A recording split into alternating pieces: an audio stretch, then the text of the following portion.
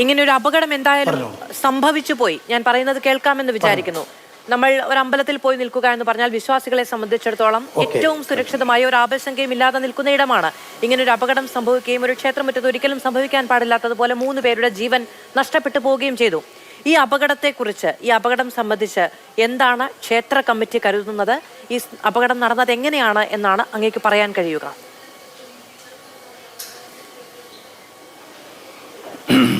ഇന്നലെ വൈകുന്നേരം ഒരു 6 മണിയോടടുത്ത് കാണും. ഏകദേശം 6 മണിയോടൊന്ന് താലപ്പൊലിക്കായിട്ട് എഴുന്നള്ളിച്ച 2 ആന, ഗുരുവായൂർ ദേവസ്ഥത്തിൻ്റെ 2 ആനകളാണ് എഴുന്നള്ളിപ്പിനുണ്ടായിരുന്നത്. അതിൽ ഞാൻ അവിടുത്തെ മേശാന്തിയാണ്. ഞാൻ തന്നെയാണ് ഭഗവതിനെ എഴുന്നള്ളിച്ചിട്ടുള്ളത്. കൂടാതെ എൻ്റെ ഗുരുനാഥൻ കൂടിയായ ഒരാളും കൂടിയാണ് പരദേവത എന്നെ എഴുന്നള്ളിച്ച് ആനപ്പുറത്തുണ്ടായത്. അപ്പോൾ എഴുന്നള്ളിച്ച് ഇങ്ങോട്ട് പുറത്തേക്ക് ഇറങ്ങി കിഴക്ക് ഭാഗത്തുനിന്ന് ഇങ്ങോട്ട് തെക്കോട്ട് തിരിഞ്ഞിട്ടേ ഉള്ളൂ. പ്രദക്ഷിണമായിട്ട് അങ്ങോട്ട് പോകണം. അപ്പോൾ തിരിഞ്ഞിട്ടേ ഉള്ളൂ. അന്നപ്പോഴാണ് പരദേവതനെ എഴുന്നള്ളിച്ച പീതാംബരൻ എന്ന പേരുള്ള ഗുരുവായൂർ ദേവസ്ഥയിലെ ആന ഈ ഗൂഗിൾ ഞാൻ എഴുന്നള്ളിച്ചിരിക്കുന്ന ഗൂഗിൾ എന്ന് പറഞ്ഞ ആനേനെ കുത്തുന്നത്. അപ്പോൾ ആ കുത്തിയ സമയത്ത് സംഭവം ശരിക്കും പറഞ്ഞാൽ എനിക്കൊന്നും മനസ്സിലായില്ല, എന്താണെന്നുള്ളത് മനസ്സിലായില്ല. അപ്പം എൻ്റെ പിറകിൽ 3 പേരുണ്ടായിരുന്നു ആനപ്പുറത്ത്, കൊടാലവട്ടം വെഞ്ചാമരായിട്ട് പിടിച്ചിരിക്കുന്ന ആൾക്കാർ. അവരെയൊന്നും പിന്നെ ഞാൻ കാണുന്നില്ല. പിന്നെയാണ് അവരെല്ലാം കൂടി താഴെ പോയി എന്നറിയുന്നത്. അവർക്കൊന്നും വലിയ പരിക്കുകളൊന്നും ഇല്ലാന്നും. പിന്നെ ഈ ആന കുത്തി അതിൻ്റെ അടുത്തുള്ള സ്റ്റോർ റൂം, അതേപോലെ തടപ്പള്ളിയുടെ ഭാഗത്തുള്ള ആ സ്റ്റോർ റൂം, അതെല്ലാം കൂടി കുത്തിപ്പൊളിച്ച് ആ ഓടും എല്ലാം കൂടെ താഴോട്ട് ഇറങ്ങി വരുന്നുണ്ട്. അവിടെ കൂടെ കുത്തിപ്പൊളിച്ചിട്ട് ഇങ്ങോട്ട് വരികയാണ്. അപ്പോൾ ഞാൻ മാത്രം, എൻ്റെ ആനപ്പുറത്ത് ഞാൻ മാത്രമേ ഉള്ളൂ. മറ്റേ ആനപ്പുറത്ത് എൻ്റെ ഗുരുനാഥനായിരിക്കുന്ന നാരായണ ശർമ്മയും മാത്രമേ ഉള്ളൂ.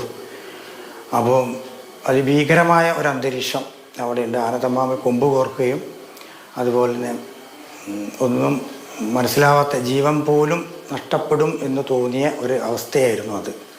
അതിഭീകരമായ ഒരു അന്തരീക്ഷം എന്ന് പറഞ്ഞാൽ അതിഭീകരമായ അന്തരീക്ഷം. കാരണം ഞാനിങ്ങനെ ഒരു ആന ഓടിയിട്ടായിട്ടുള്ള ഒരു അറിവ് ഇതൊന്നും എനിക്ക് അനുഭവത്തിലായിട്ട് ഉണ്ടായിട്ടില്ല.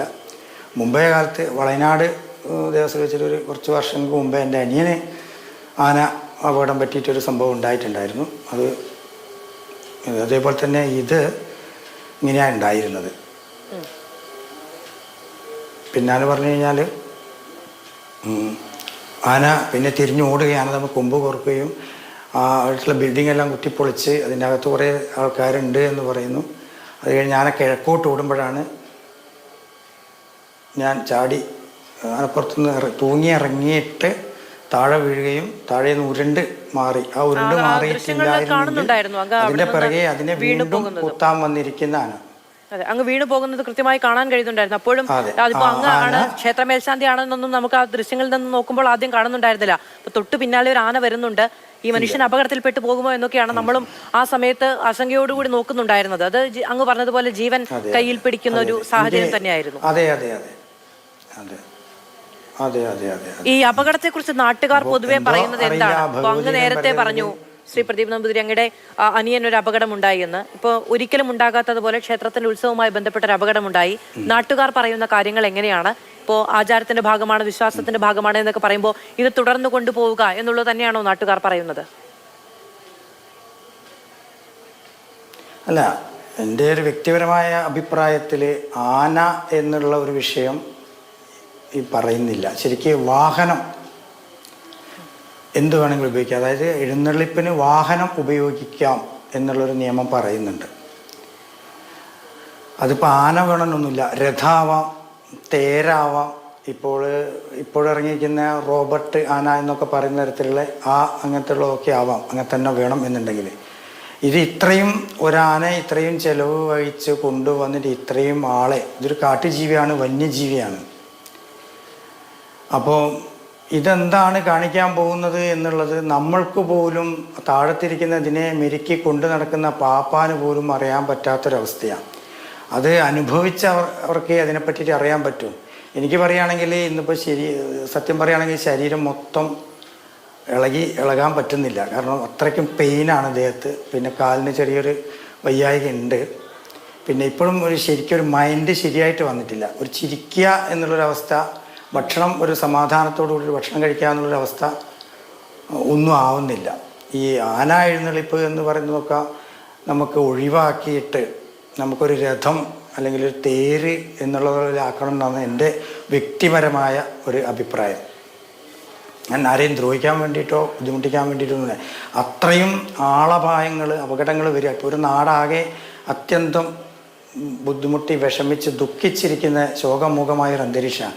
ഇങ്ങനെയെല്ലാം സംഭവിച്ചു പോയല്ലോ എന്ന് നോക്കിയിട്ട് എന്താ പറയുക, അല്ലാതെ സങ്കടപ്പെട്ടിരിക്കുന്നൊരവസ്ഥയാണ് എനിക്കും. കാരണം ആ ക്ഷേത്രമായിട്ട് എനിക്കും എൻ്റെ കുടുംബത്തിനും അഭേദ്യമായ ഒരു ബന്ധം ഉള്ളൊരു ക്ഷേത്രവും കൂടിയാണ്. അവിടെയൊക്കെ ഇത് സംഭവിച്ചു പോയപ്പം അത്യധികം ദുഃഖവും അത്യന്തം വേദനയും സത്യത്തിൽ ഉണ്ടായി. ഇതിനു മുമ്പ് അവിടെ നിന്നും ഒരു ആന ഇതേപോലെ ഒരു ആനനെ തട്ടിയിട്ട് പോയിട്ടുണ്ട്. പക്ഷേ അന്ന് ആൾക്കാർക്കൊന്നും പരിക്ക് പറ്റില്ല. ആനെന്തോ ഓടിപ്പോയൊരവസ്ഥയാണ് അന്ന് ഉണ്ടായിരുന്നത്. അപ്പം ഇതിങ്ങനെ മനുഷ്യൻ്റെ ജീവൻ എടുക്കുന്ന ഒരവസ്ഥയ്ക്ക് ഒരു പരിഹാരം ഉണ്ടാവണമെന്നാണ് ഒരു ശാന്തിക്കാരനായ എനിക്ക് പറയാനുള്ളത്. അപ്പോൾ അതാരെയും ബുദ്ധിമുട്ടിക്കാനോ വിഷമിപ്പിക്കാനോ ഒന്നും വേണ്ടി പറയുകയല്ല. ജീവനെടുക്കുക എന്ന് പറഞ്ഞാൽ തന്നെ നമുക്ക് ഇപ്പം എത്ര അധികം വിഷമിക്കുന്നുണ്ട് എന്നുള്ളത്. ആ മരിച്ച അവർ രണ്ടുപേര് സ്ഥിരമായിട്ട് മിക്ക ദിവസങ്ങളിലും അമ്പലത്തിൽ വരുന്ന ആളാണ്. അവരൊക്കെ അമ്പലത്തിൽ എന്ത് കാര്യത്തിനും വന്നിടപെടുന്ന വലിയ ഭക്തന്മാരാണ്. ഞാനുമായിട്ട് അഭേദ്യമായ ഒരു സ്നേഹബന്ധം ഉണ്ടാവുന്ന ഒരാളും കൂടിയാണ്. അപ്പോൾ ഞാൻ പിന്നീട് എന്നെയും കൊണ്ട് ഹോസ്പിറ്റലിൽ എത്തിയ സമയത്താണ് ഇവർ മരണപ്പെട്ട വിവരമൊക്കെ അറിയുന്നത്. അത്യന്തം സങ്കടവും വിഷമവും വന്നു പോവുക. എന്തിനാണ് ഈ അവസ്ഥ ഉണ്ടാവുന്നതെന്ന് പറയുന്നു. കാരണം വന്യജീവിനെയാണ് മനുഷ്യനൊരു വടീൻ്റെ മുകളിൽ മെരുക്കി നടത്തുന്നത്. അത് എപ്പോൾ തെറ്റും എങ്ങനെ തെറ്റുമെന്നും അറിയാൻ പറ്റില്ല. ഈ ആന ഇളകി കഴിഞ്ഞാൽ ആദ്യം ഓടുന്നത് തന്നെ ഈ പാപ്പാൻ തന്നെയായിരിക്കും. കാരണം പാപ്പാൻ അതിനെ പിടിക്കാൻ കളിക്കുന്നതും തല്ലുന്നതും ഒക്കെ നമ്മൾ കാണുന്നതാണ്. പാപ്പാനെ പിടിച്ച് കിട്ടുന്നില്ല. ആന വാലും ചുരുട്ടി ഓടുന്നതാണ് കാണുന്നത്. ഞാൻ തൂങ്ങിപ്പോയി, രക്ഷപ്പെടുന്നുള്ള പ്രതീക്ഷയില്ല, തിടമ്പ് താഴെ പോയി. പക്ഷേ എന്തോ അവിടുത്തെ ആ ശക്തിൻ്റെ ആ സാന്നിധ്യം കൊണ്ട് തന്നെ ആ ശക്തി എനിക്ക് തോന്നുന്നത് വളരെ എന്താ വെച്ചാൽ വളരെ സങ്കടത്തോടുകൂടി പറയാം, ആ ദേവി എന്നെ രക്ഷിച്ചു എന്നാണ് എനിക്ക് പറയാനുള്ളൂ ഈ ഒരു ഘട്ടത്തിൽ. കാരണം അത്യധികം വിഷമമായിപ്പോയി ഈ ഒരു അവസ്ഥ അവിടെ കണ്ടുവല്ലോ. അത്രയും ജനങ്ങളും പങ്കെടുക്കുന്ന ഒരു ഉത്സവമാണ്. അതിങ്ങനെ അലങ്കോലമായി പോയാലും വല്ലാത്തൊരു സങ്കടമുള്ളൊരു വ്യക്തിയാണ്.